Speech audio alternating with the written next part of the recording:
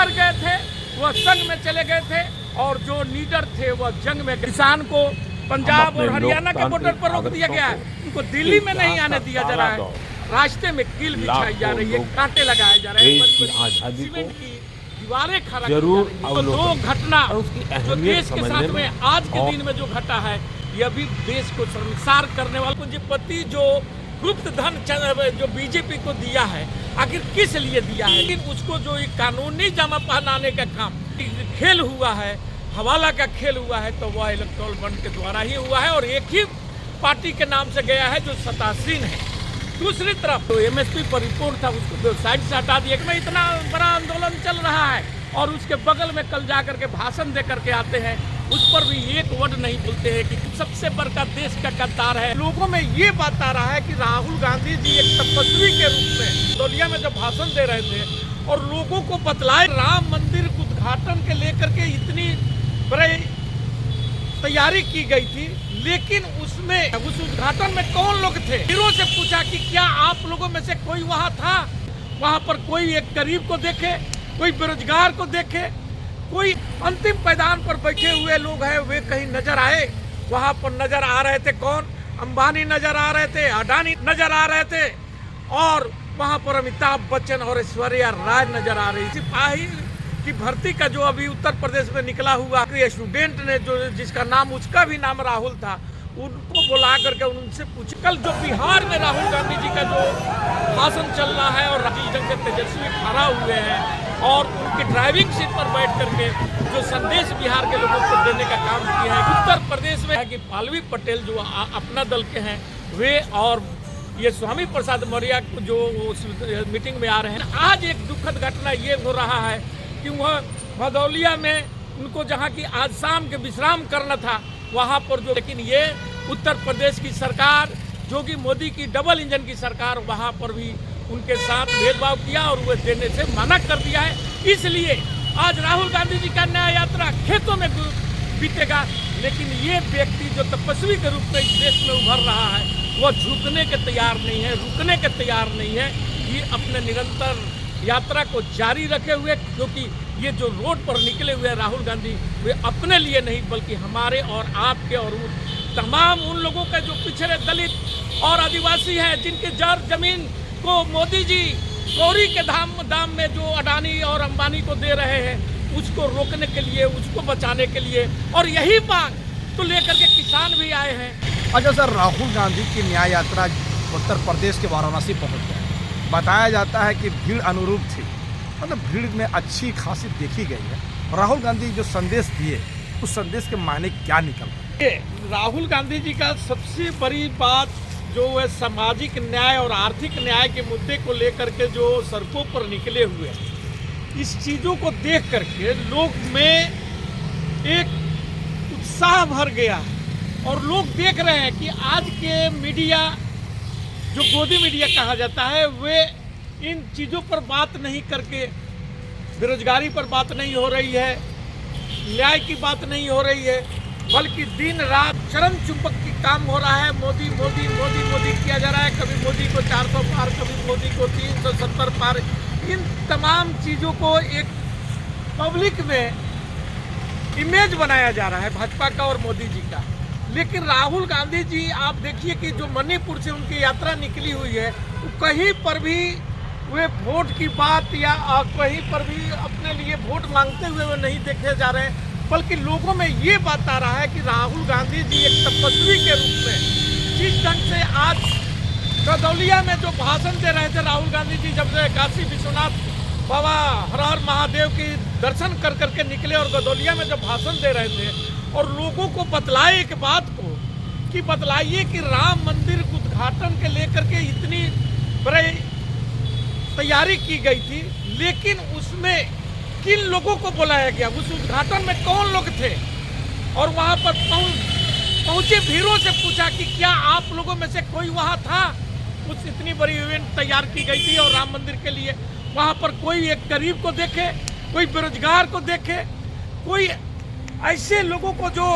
अंतिम पायदान पर बैठे हुए लोग हैं वे कहीं नजर आए? वहां पर नजर आ रहे थे कौन? अंबानी नजर आ रहे थे, अडानी नजर आ रहे थे, और वहाँ पर अमिताभ बच्चन और ऐश्वर्या राय नजर आ रही थी, लेकिन कहीं पर भी कोई बेरोजगार या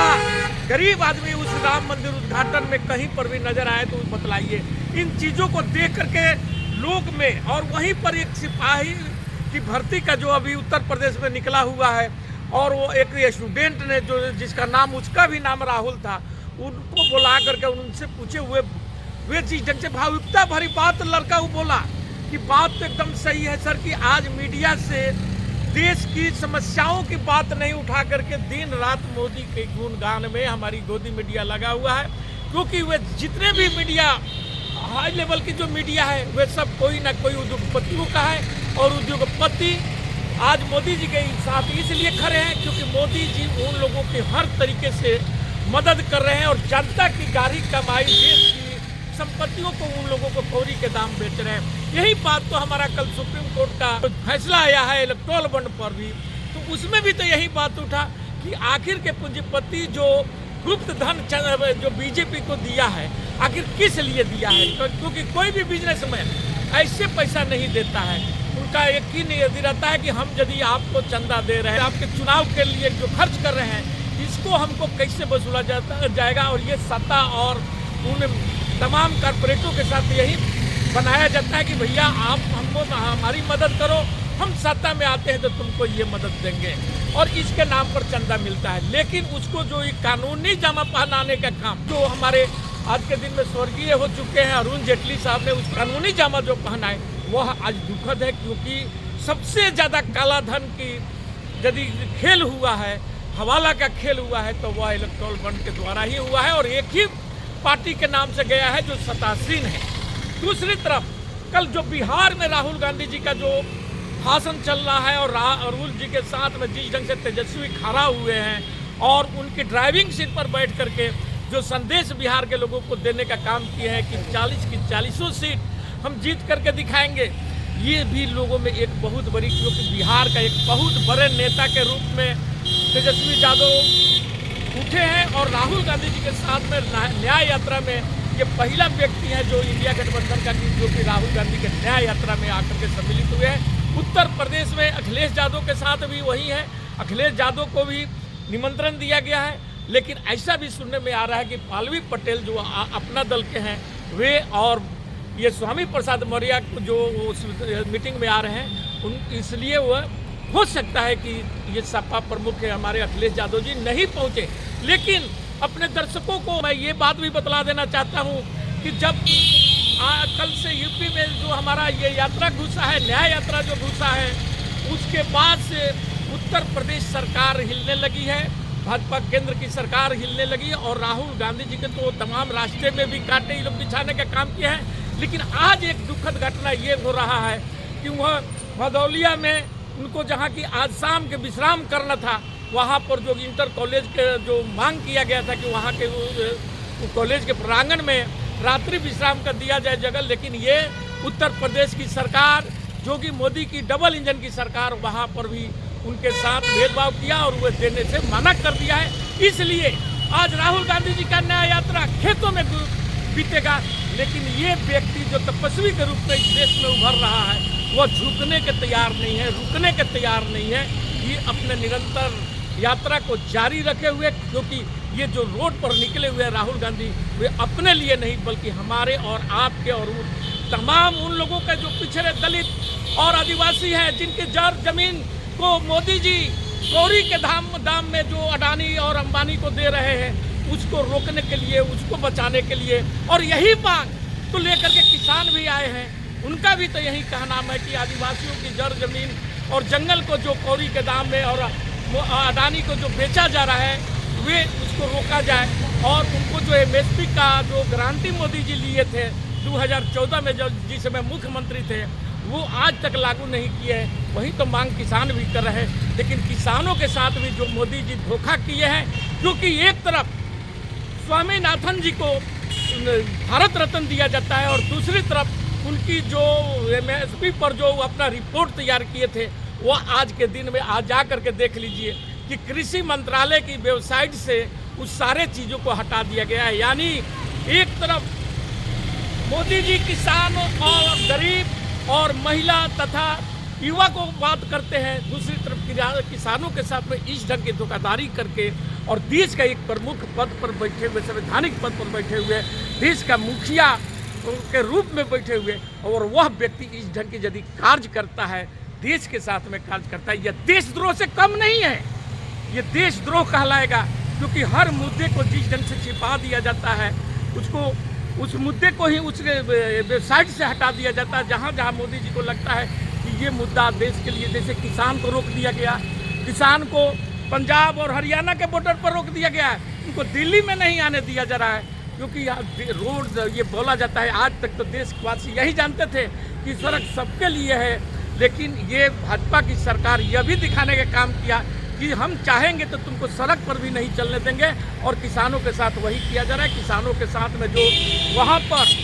अभद्रतापूर्ण कार्रवाई की जा रही है, गोली चलाई जा रही है, बहुत से किसान घायल हो गए हैं, उनकी इलाज करने के लिए डॉक्टर लोग फ्री में जाकर के इलाज कर रहे हैं, लेकिन सरकार की तरफ से कोई उनको मदद नहीं पहुँचाई जा रही है, बल्कि उनकी रास्ते में कील बिछाई जा रही है, कांटे लगाए जा रहे हैं, बड़ी बड़ी सीमेंट की दीवारें खड़ा की जा रही है। ये भी देश देख रहा है, और 2024 का चुनाव जो है, ये मोदी जी की घबराहट भी साफ नजर आ रही है। लेकिन ये जो दो घटना